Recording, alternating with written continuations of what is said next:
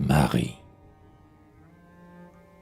Jamais je n'oublierai cette immense bruyère, où cheminant tous deux, je disais à mon frère, entends-tu ses regrets, et combien il est doux d'avoir aimé, bien jeune, une enfant comme vous.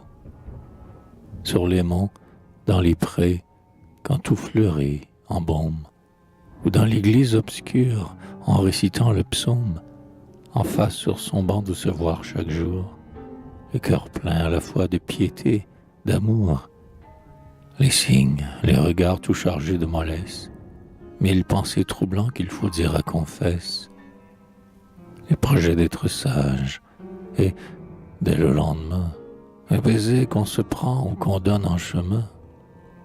Le sens-tu bien, mon frère? Et lorsqu'en harmonie, deux fois par la beauté l'âme, mon corps réunis, et qu'ensemble éveillés notre cœur et nos sens, dans un divin accord résonne frémissant, de ces jeunes amours, dans le cœur le plus grave, il reste un souvenir qui pour jamais si grave, un parfum enivrant qu'on respire toujours, et les autres amours ne sont plus des amours. Et cependant, pourquoi ce pénible voyage? Aujourd'hui, dans quel but? Et lorsque son image m'est demeurée entière et charmante, pourquoi ternir ce pur miroir que je porte avec moi? Un teint brûlé du hâle, une tempe amaigrie, un œil cave, est-ce là mon ancienne Marie? C'était jour de dimanche et la fête du bourg. On chantait dans l'église, et dehors, alentour, sous le porche, la croix, les ifs du cimetière, 1000 gens à genoux récitaient leurs prières. Parfois un grand silence, et tout à coup les voix éclataient et couraient se perdre dans le bois. La messe terminée, à grand bruit cette foule, sur la place du lieu comme une mer s'écoule.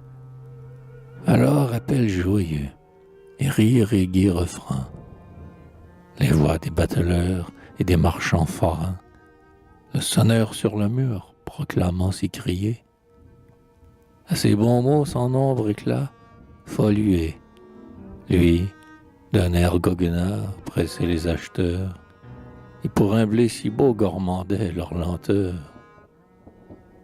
Dans l'auberge voisine, enfin l'aigre bombarde, qui sonne, les binious à la voix nasillarde, les danseurs deux à deux passant comme l'éclair, et jetant en cadence un cri qui perce l'air. Devant l'un des marchands, bientôt 3 jeunes filles, se tenant par la main, rougissantes, gentilles, dans leurs plus beaux habits, s'en vinrent toutes 3 acheter des rubans, des bagues et des croix. J'approchai, faible cœur, un cœur qui bat si vite que la peine et la joie et tout ce qui t'excite arrive désormais, puisque dans ce moment, tu ne t'es pas brisé sous quelque battement.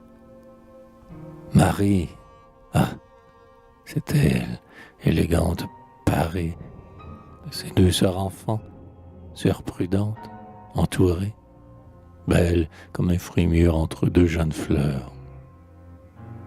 Le passé, le présent, le sourire, les pleurs, tout cela devant moi. Qu'elle était riante, ces 2 sœurs de Marie à ses côtés pendantes. C'était Marie enfant. Je voyais à la fois mes amours d'aujourd'hui, mes amours d'autrefois. Mon ancienne Marie encore plus gracieuse.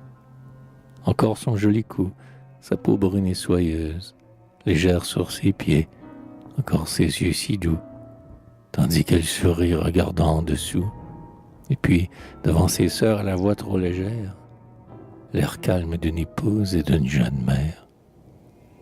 Comme elle m'observait, oh, lui dis-je en breton, vous ne savez donc plus mon visage et mon nom?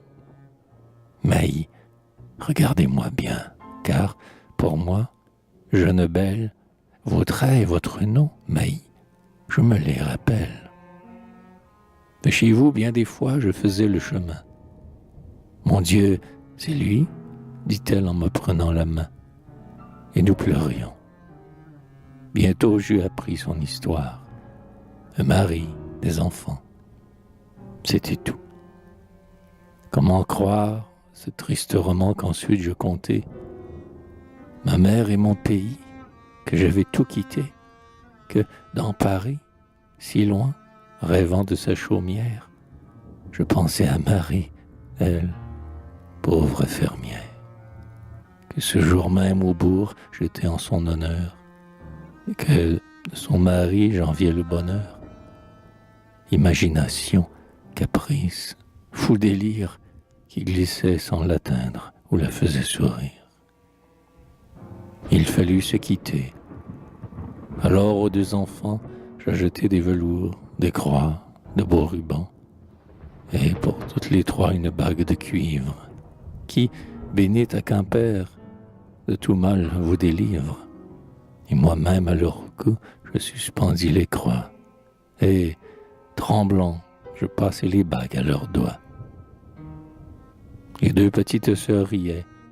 La jeune femme, tranquille et sans rougir, dans la paix de son âme, accepta mon présent.